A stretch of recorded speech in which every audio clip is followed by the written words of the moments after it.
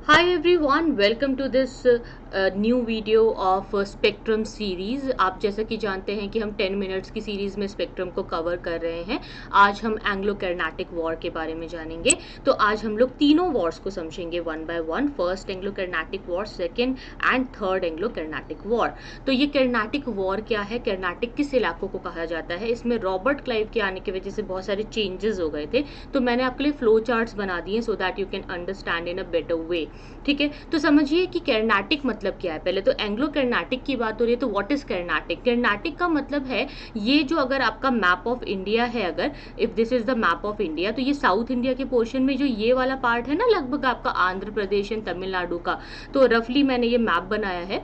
तो ये जो है इसे कर्नाटिक कहते हैं, the part of Andhra Pradesh and Tamil Nadu. इसकी कैपिटल थी आरकोट में। ध्यान रखिए, यहाँ पे आरकोट का नाम याद रखना आपके लिए बहुत इंपॉर्टेंट है। इसके फाउंडर थे सादतुल्ला खान, और सादतुल्ला खान के जो सक्सेसर थे, उत्तराधिकारी का नाम था दोस्त अली। तो दोस्त अली इसके उत्तराधिकारी थे। अब क्या हुआ कि जब दोस्त अली की मृत्यु होती है तो उसके बाद जो है इस बात पे डिस्प्यूट हो जाएगा कि कौन आरकोट का राजा बनेगा, कौन जो है कर्नाटक को रूल करेगा। तो अब जो है आरकोट का नवाब बनने के लिए, इस एरिया को जीतने के लिए डिस्प्यूट शुरू हो जाता है। किस किस के बीच में डिस्प्यूट होता है, देखिए। जो दोस्त अली का ये इलाका है, यहाँ पे दो लोगों के बीच में डिस्प्यूट होता है। दोस्त अली के जो सन इन लॉ थे चंदा साहिब, वो लड़ाई लड़ रहे हैं अनवरुद्दीन से, क्योंकि अनवरुद्दीन जो इंसान है, ये वो इंसान है जिसे कि मुगलों ने नवाब ऑफ कर्नाटक घोषित कर दिया है। तो अभी कर्नाटक का नवाब है अनवरुद्दीन, जो कि मुगलों के द्वारा लेजिटिमाइज्ड है और वो यहाँ पर नवाबशिप में है। लेकिन जो सन इन लॉ था चंदा साहिब, इसको नवाब बनना चाहिए, लेकिन क्योंकि चंदा साहिब इस समय में मराठास के अंतर्गत कैप्चर था और इम्प्रिजन था, तो चंदा साहब को मराठास ने जेल में बंद किया हुआ था, इसीलिए चंदा साहिब यहाँ पे मौजूद नहीं है। और उनकी गैर मौजूदगी में अनवरुद्दीन इस डिस्प्यूटेड इलाके का आरकोट में नवाब बना बैठा है। और अनवरुद्दीन जो है अपने आप को बहुत बड़ा नवाब मानता है, और उसको मौका मिलता है अपनी नवाबशिप को दिखाने का, शो ऑफ करने का इन दी फर्स्ट कर्नाटिक वॉर। तो देखिए होता क्या है, ये जो पूरा एरिया है ना कर्नाटक का, इस एरिया में दो सबसे इंपॉर्टेंट पोर्ट्स हैं। एक है मद्रास का पोर्ट और दूसरा है पौंडीचेरी का पोर्ट।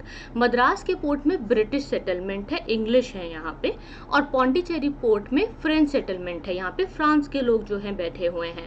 तो अब आप देख सकते हैं कि दोनों एक दूसरे के दुश्मन हैं, फ्रांस और इंग्लैंड, ये दोनों एक दूसरे के दुश्मन हैं। ये हमेशा अपने उत्तराधिकारी को जिताना चाहते हैं, अपना जो वर्चस्व है उसे कायम करना चाहते हैं। तो हमेशा याद रखिए कि इंग्लिश एंड फ्रांस हमेशा एक दूसरे से लड़ते हैं, ऑपोजिशन में है।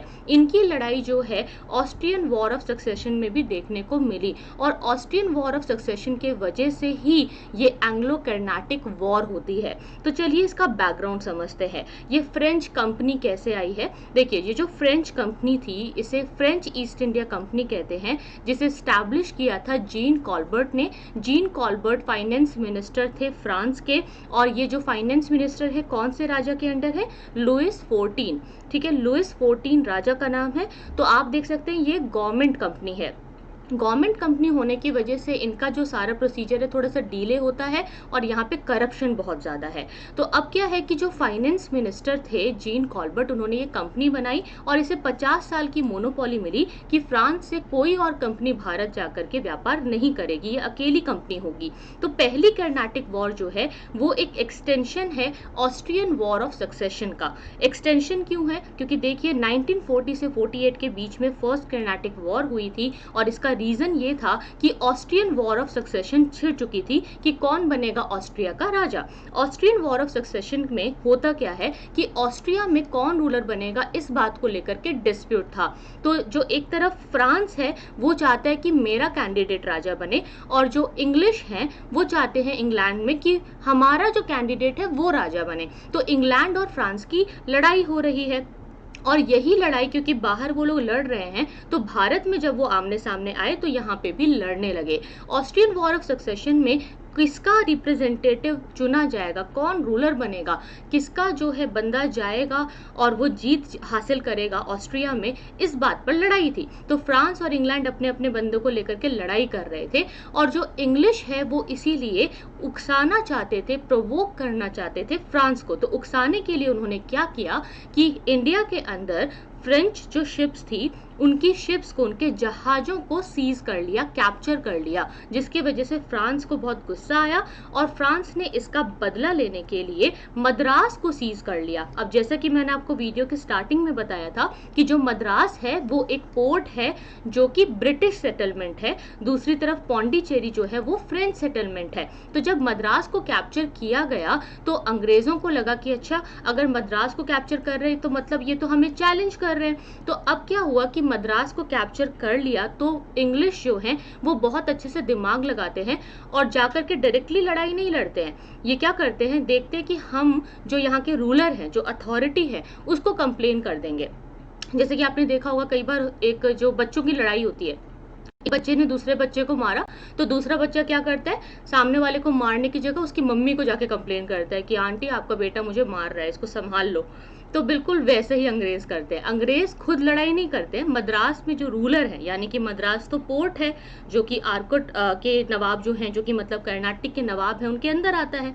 तो ये लोग सीधा नवाब को जाके कंप्लेन करते हैं, अनवरुद्दीन को कंप्लेन करते हैं कि देखिए अनवरुद्दीन जी, आपके इलाके में क्या हो रहा है, मद्रास को सीज कर लिया है, आप फ्रांस को मजा चखाओ। तो अनवरुद्दीन ने ऑर्डर दिया, हाँ भाई मैं तो नवाब हूँ, जो मैं बोलूंगा वही होगा, तुम मेरी जगह पर आकर के मद्रास को कैसे कैप्चर कर सकते हो, तुम मद्रास से निकल जाओ।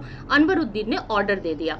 अनवरुद्दीन के ऑर्डर को फ्रांस ने रिजेक्ट कर दिया। उस टाइम में जो फ्रेंच गवर्नर थे वो थे ड्यूप्ले, ठीक है। तो ड्यूप्ले ने ही मद्रास के इलाके में इनकी इंग्लिश की ना फोर्ट सेंट जॉर्ज था, यानी कि एक फोर्टिफाइड एरिया था, तो उसको फोर्ट सेंट जॉर्ज कहते हैं। तो अंग्रेजों की जो सेटलमेंट थी ना, उसको ऑक्यूपाई किया हुआ था ड्यूप्ले ने।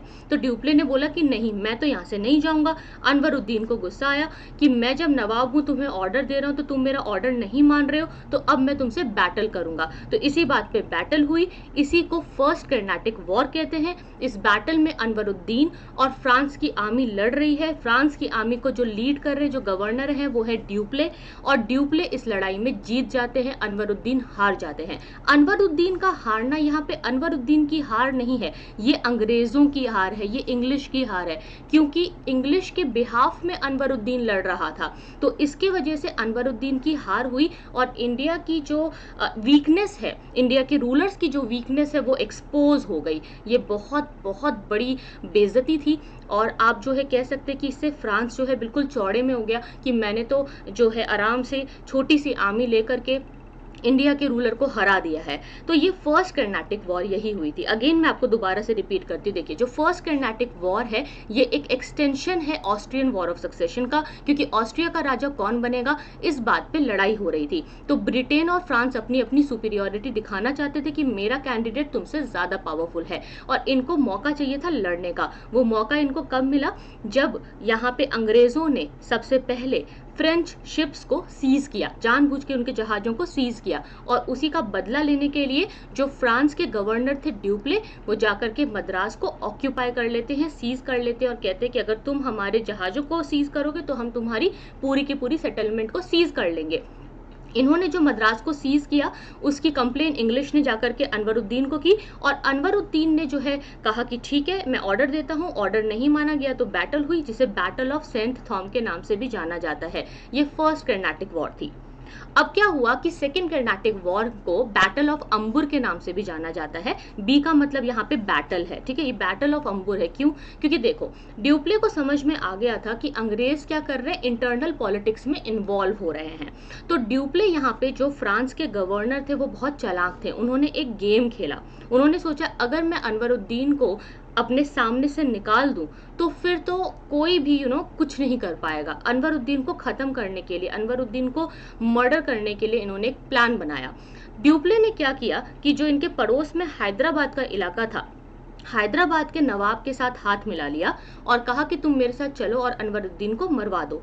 इस समय तक आपको याद ही होगा कि मैंने बताया था ना, चंदा साहिब जिनको कि मराठास ने कैप्चर किया हुआ था, चंदा साहिब जो है वो छूट करके निकल के आ चुके थे। अब चंदा साहिब जो है वो आ चुके थे, तो चंदा साहिब जो है वो अब नवाब बनना चाहते थे। उन्होंने बोला मैं तो दामाद हूँ तो मैं नवाब बनूंगा, क्योंकि दोस्त अली के साथ चंदा साहिब का रिलेशन था। तो अब चंदा साहिब ने बोला अनवरुद्दीन को कि तुम यहाँ से हट जाओ, नहीं तो मैं तुमसे लड़ाई करूंगा, मैं तुमसे युद्ध करूंगा। तो अब अनवरुद्दीन और चंदा साहिब की लड़ाई है कहाँ पे? कर्नाटक के इलाके में, कि कौन कर्नाटक का नवाब बनेगा, इस बात पे। और ऐसी ही लड़ाई हैदराबाद में भी हो रही है। हैदराबाद में भी दो बंदे हैं जो लड़ रहे हैं। है क्या कि हैदराबाद के जो संस्थापक थे, जो फाउंडर थे, वो थे निज़ामुल मुल्क, और निज़ामुल मुल्क के बेटे और पोते लड़ाई कर रहे हैं कि कौन अगला राजा बनेगा। तो उनके जो मुजफ्फर हैं, मुजफ्फर जंग, वो उनके पोते थे, और नसीर जंग उनके बेटे थे। ठीक है, निज़ामुल मुल्क के ये बेटे थे। तो यहाँ पे क्या किया ड्यूप्ले ने, ध्यान दीजिए, मैं आपको ना कलर चेंज करके बताती हूँ। ड्यूप्ले ने एक ट्रिपल अलायंस बनाया। That's very very important. Try to understand this triple alliance. क्या है ये ट्रिपल अलायंस? मैं ब्लैक कलर से मार्क कर रही हूँ। ये ड्यूप्ले जो है ये क्या करेगा, ये मुजफ्फर जंग, जो कि हैदराबाद का एक डिस्प्यूटेड नवाब है, जो चाहता है नवाब बनना, ड्यूप्ले ने बोला कि तुम्हें मैं नवाब बना दूंगा हैदराबाद का, तुम मेरा साथ दो और अपने पड़ोस में चलो, चंदा साहिब की मदद करो। तो ड्यूप्ले ने मुजफ्फर जंग के साथ मिल करके चंदा साहिब के साथ मिला और हाथ मिलाया, और इन तीनों ने बनाया ट्रिपल अलायंस। किस लिए? ताकि ये लोग तीनों मिल करके अनवरुद्दीन को मार डालें। इस बैटल में अनवरुद्दीन मारा गया। ध्यान दीजिए कि जो फर्स्ट बैटल हुई थी, द फर्स्ट कर्नाटिक वॉर, इसमें अनवरुद्दीन हारा था बट मरा नहीं था। लेकिन इस वाले में अनवरुद्दीन खत्म हो गया, मारा गया। अब अनवरुद्दीन तो मारा गया, तो अब क्या हुआ कि बैटल ऑफ अंबूर में जब अनवरुद्दीन खत्म हुआ, तो जाहिर सी बात है कि अब कर्नाटक का नवाब कौन बनेगा? अब तो जाहिर सी बात है चंदा साहिब नवाब बन जाएंगे। तो चंदा साहिब अब नवाब बन जाएंगे। चंदा साहिब को बहुत अच्छी जीत हासिल हुई। चंदा साहिब बहुत खुश थे। He was very very happy कि चलो अब तो मैं जीत गया, अब तो मैं नवाब बन गया, और आखिर अब मेरे अच्छे दिन शुरू हो गए। अब क्या होता है, चंदा साहिब ने खुशी खुशी में ड्यूप्ले को कहा कि भाई तुम 80 से भी ज्यादा गांव ले लो, बहुत बड़ा रिवॉर्ड दिया। ड्यूप्ले को 80 से भी ज्यादा गांव दे दिए, साउथ में बहुत बड़ी टेरिटरी दे दी, और ड्यूप्ले से वो बहुत ज्यादा खुश थे। तो चंदा साहिब ने बहुत अच्छी दोस्ती कर ली। अब अंग्रेजों को लगा कि यार हमारे बंदे को मार डाला, क्योंकि देखो अनवरुद्दीन की हार नहीं है। अनवरुद्दीन को मारना, उसको हराना, इसका मतलब है अंग्रेजों को हराना। ये डायरेक्टली अंग्रेजों को चैलेंज मिल रहा है, क्योंकि इंग्लिश का रिप्रेजेंटेटिव है अनवरुद्दीन। तो अब ये जो अनवरुद्दीन मारा गया, तो अंग्रेजों को समझ नहीं आ रहा था क्या करे, वो एकदम हाथ पे हाथ धरे हुए बैठे हुए थे। और यहाँ पे एंट्री होती है रॉबर्ट क्लाइव की, अंग्रेजों की तरफ से। तो इंग्लिश जो है अब उनकी पूरी डेस्टिनी चेंज कर देंगे रॉबर्ट क्लाइव। रॉबर्ट क्लाइव ने सिचुएशन को कैसे चेंज किया? रॉबर्ट क्लाइव ने बोला कि ठीक है, मैं एक आर्कोट एपिसोड करूंगा। ये आर्कोट एपिसोड क्या होता है? देखो, अनवरुद्दीन की मृत्यु हो चुकी है। रॉबर्ट क्लाइव ने बोला अनवरुद्दीन की मृत्यु हो गई है, तो क्या हुआ? अनवरुद्दीन का बेटा तो है, जो अनवरुद्दीन का बेटा है ना, हम उसको अब नवाब बनाएंगे, और हम उसको नवाब घोषित करके उसके बिहाफ में लड़ाई लड़ेंगे।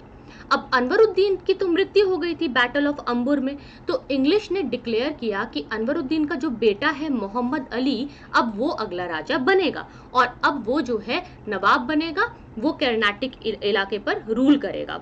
अब आर्कोट का नवाब बनेगा मोहम्मद अली। जब ये बात फ्रांस ने सुनी, और जब ड्यूप्ले ने ये बात सुनी, तो वो बोले कि हम यहाँ पे ऐसे ही बैठे हुए हैं, मतलब हम तब से इतनी खिचड़ी पका रहे हैं, और चंदा साहिब को राजा बनाने के चक्कर में इतना सब कुछ कर रहे हैं, इतना बड़ा हमने गेम प्लान किया, और तुम हमारे सारे इरादों पर पानी फेरने आ गए हो। तो हुआ क्या था कि ना, मोहम्मद अली जो है वो तिरुचि के फोर्ट में छुपा बैठा था, क्योंकि उसको अपनी जान बचानी थी। तो जैसे कि मान लो कि ये तिरुचि का फोर्ट है, ये किला है, किले के अंदर जो है ये मोहम्मद अली बैठा हुआ था। तो मोहम्मद अली जो है यहाँ पे छुपा बैठा है, क्योंकि उसे डर था कि कहीं चंदा साहिब उसे भी खत्म ना कर दे, क्योंकि ड्यूप्ले, चंदा साहिब, इन सब ने मिलकर के प्लान बनाया हुआ था ना। तो इसीलिए मोहम्मद अली को बहुत डर था, ये डरा हुआ यहाँ पे बैठा हुआ था, और ये बाहर नहीं निकल रहा था। और बाहर, गेट के बाहर, आप समझ लो फोर्ट के बाहर, यहाँ पे चंदा साहिब बैठा हुआ है। उसने बोला जैसे ही ये मोहम्मद अली बाहर आएगा, मैं इसको खत्म कर दूंगा। ठीक है, तो इस चक्कर में मोहम्मद अली बाहर आ नहीं सकता था। तो रॉबर्ट क्लाइव को लगा कि हम क्या करें, कैसे मोहम्मद अली को बाहर निकालें, उसको सेव करें, और उसको जो है नवाब बनाएं। तो अब क्या किया रॉबर्ट क्लाइव ने, देखिए ध्यान दीजिए, रॉबर्ट क्लाइव ने बोला कि जो चंदा साहिब है, अगर उसको हम वहाँ से फोर्ट के बाहर से हटा दें, अगर वो यहाँ से हट के कहीं और चला जाए, तो हम मोहम्मद अली को सेव कर लेंगे। इसके लिए रॉबर्ट क्लाइव ने क्या किया, आरकोट पे जाके अटैक कर दिया। आरकोट इनकी जो कैपिटल थी ना, तो चंदा साहिब की कैपिटल पे अटैक कर दिया। चंदा साहिब को पता चला अच्छा आरकोट में ये लोग पहुंच गए, तो चंदा साहिब भागे भागे गए और भागे भागे गए आरकोट को बचाने के लिए। अब जब वो आरकोट को बचाने के लिए गए, तो इस तरफ वो आरकोट को बचाने के लिए जब जा रहे थे, तो रास्ते में ही चंदा साहिब को राजा ऑफ तंजौर ने मार डाला। अब आप बोलोगे ये राजा ऑफ तंजौर कहाँ से आ गए? राजा ऑफ तंजौर की ना इंटरनल राइवलरी चल रही थी चंदा साहिब के साथ, इनकी पुरानी दुश्मनी चल रही थी, और रॉबर्ट क्लाइव ने ना ये सारी चीजों के बारे में इन्फॉर्म कर दिया था राजा ऑफ तंजौर को। और राजा ऑफ तंजौर ये सब जानते थे कि चंदा साहिब वहां से आएगा और मैं उसको फिर खत्म कर दूंगा। तो इस चक्कर में चंदा साहिब मारे गए, चंदा साहिब की डेथ हो गई और मोहम्मद अली बन गया राजा। तो इस तरीके से अंग्रेजों की इस बार जीत हो गई। अब क्या हुआ कि सारे रूलर्स धीरे धीरे सबकी डेथ हो जाएगी, जितने भी ये लोग जो कर्नाटिक वॉर में इन्वॉल्व थे इंडियन रूलर्स, इनकी डेथ हो जाएगी। अब अंग्रेजों को लगा कि हम क्या करें कि ये ड्यूप्ले को यहाँ से निकाला जाए, क्योंकि ड्यूप्ले इनके रास्ते का कांटा है। जैसे कि मैंने आपको बताया कि सारा दिमाग जो है वो ड्यूप्ले का है, ठीक है, ड्यूप्ले बोलो या ड्यूप्लेक्स बोलो आप, तो इसी का सारा दिमाग था। तो अब क्या हुआ कि रॉबर्ट क्लाइव ने फ्रांस की गवर्नमेंट को बोला कि हम तुम्हें खूब पैसा देंगे, बस तुम यहाँ से ड्यूप्ले का ट्रांसफर करा दो, यहाँ से इसको निकाल दो। तो करप्ट गवर्नमेंट के अंदर duplex was a kind of very honest IAS officer. अब इस बंदे का ट्रांसफर हो जाएगा। फ्रांस की गवर्नमेंट तो बहुत करप्ट थी, तो इन लोगों को घूस दिया और अंदर ही अंदर ड्यूप्ले का ट्रांसफर करा दिया। और ये जो ट्रांसफर था ना, ये बहुत बड़ा ब्लंडर था, क्योंकि जो ये ट्रांसफर हो गया तो फ्रांस की गवर्नमेंट की जो बैकबोन है वो बैकबोन खत्म हो गई, दैट वाज फिनिश्ड नाउ। अब ड्यूप्ले रिमूव हो गया। अब ये जो ड्यूप्ले रिमूव हुआ उसके वजह से देखिए क्या होता है, थर्ड कर्नाटिक वॉर होती है। थर्ड कर्नाटिक वॉर, जिसको कि बैटल ऑफ वंडी वॉश के नाम से भी जाना होता है, ये वंडी वॉश जो जगह है ना वहां पे हुआ था। तो थर्ड कर्नाटिक वॉर क्यों हुआ? जैसे कि आपको याद ही है कि भाई फ्रांस और इंग्लैंड हमेशा एक दूसरे से लड़ते रहते थे। तो वर्ल्ड हिस्ट्री में ना एक चीज होती है 7 ईयर वॉर ऑफ सक्सेशन, ठीक है। तो वो जो 7 ईयर वॉर शुरू हुई थी, उस 7 ईयर वॉर के अंदर होता क्या है कि अगेन इंग्लैंड और फ्रांस एक दूसरे से लड़ रहे थे। तो अगेन जब वो दोनों लड़ रहे थे तो वो दोबारा इंडिया में लड़ने लगे। पर पिछली बार तो इंडिया में जब लड़ते थे तो फर्स्ट कर्नाटिक वॉर में फ्रांस को बचाने के लिए कौन था? ड्यूप्ले था। सेकेंड कर्नाटिक वॉर में फ्रांस को बचाने के लिए कौन था? ड्यूप्ले था।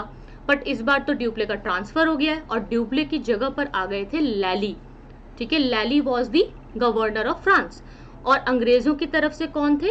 अंग्रेजों की तरफ थे आयरी कूट। आयरी कूट और लैली की लड़ाई हुई, इसमें लैली हार गए और आयरी कूट जो है वो जीत गए। अंग्रेजों की थर्ड कर्नाटिक वॉर में जीत हुई और उसके बाद फ्रांस ने हाथ जोड़ लिए कि भाई अब हम अंग्रेजों से और नहीं लड़ सकते, हमें जाने दो, हमारे लैली को छोड़ो और हमें बख्श दो। तो अंग्रेजों ने बोला ऐसे कैसे, तुम्हें हम तभी बख्शेंगे जब तुम वादा करोगे अब तुम यहाँ पे इंटरफेयर नहीं करोगे, हम भारत में रहेंगे, भारत को कॉलोनी बनाएंगे, भारत में सारा काम करेंगे। और फ्रांस की गवर्नमेंट ने वादा किया कि अब वो इंटरफेयर नहीं करेंगे और उन्होंने अपनी हार मान ली और अंग्रेज इस तरीके से सुपीरियर हो गए और अंग्रेजों की पावर जीत गई। ये थी 3 कर्नाटिक वॉर्स, ठीक है, ध्यान रखिएगा। और आपको अगर इसमें कोई भी डाउट है तो आप मुझे कमेंट्स में पूछ लीजिएगा, मैं आपको बता दूंगी। अगर आप चाहते हो कि मैं ये सीरीज कंटिन्यू करूं तो आप जो है मुझे कमेंट्स में ज़रूर बताइए। अगर आप चाहते कोई और बुक सीरीज़ है जिसे आप मेरे द्वारा पढ़ना चाहते तो मुझे बताइए। रैंक 10 का रेफरल कोड यूज़ कीजिए अगर आपको अनअकैडमी प्लस का सब्सक्रिप्शन लेना है। और अगर कोई डाउट है तो कॉल कर सकते हैं, नीचे डिस्क्रिप्शन बॉक्स में सभी नंबर्स दिए गए हैं। Thank you so much for watching the lesson. See you then, take care, bye bye.